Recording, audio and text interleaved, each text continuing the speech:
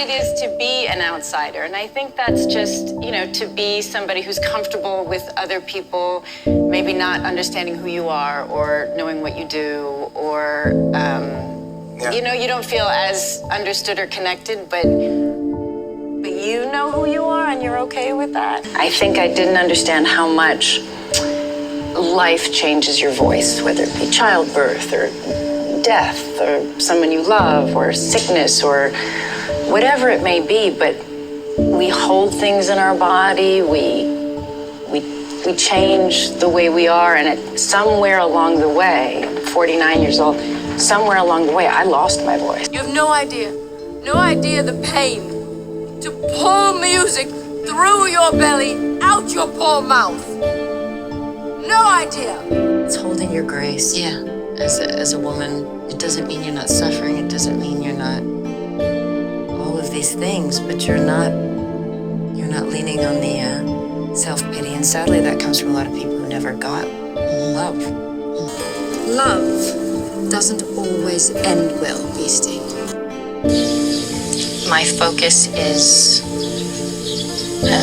my children, our children, and it is, and my focus is finding this way through.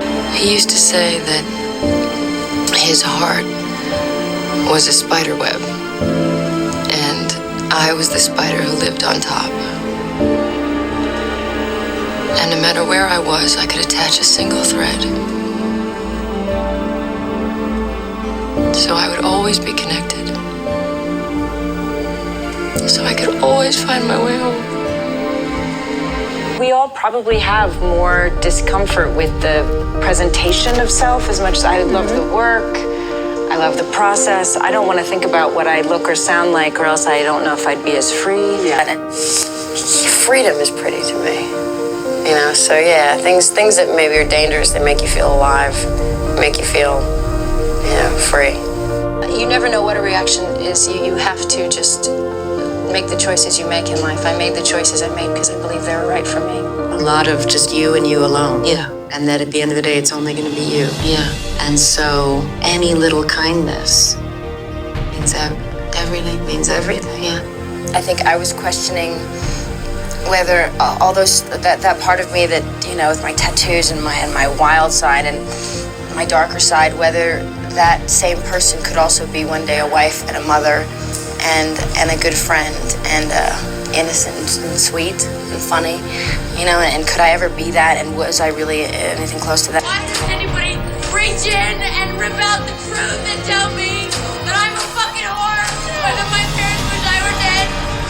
Because you're dead already, Lisa! Times I've gone through certain things with violence or things in my life or knives or certain things that to me were me expressing something that maybe was something I was going through, that was something about growing up, something about needing to feel things that were real, something about just having a certain pain, something about expressing a certain need. That was obviously a very real thing and something that you talk about because you talk about and you're growing and you're learning, and it's an honest thing. I didn't have a sense of purpose. I felt so off balance all the time. I remember one of the most upsetting times in my life was after I had maintained success, financial stability, and I was in love. And I thought, I have everything that they say you should have to be happy, and I'm not happy. She's the sum of the tragedies that she played in her life, and the film is kind of an op. As artists, a lot of our work is the study of what it is to be human. If somebody's concerned about people with cancer, if somebody's concerned about people who if there's abuse, women's abuse, children's needs, everything is in a refugee camp. So these extremes of the human condition are what we're trying to understand. These people are facing all of the ailments of human society, and on top of it, they've lost their basic human rights and their home. As I've heard, and Can You Let It Transform You?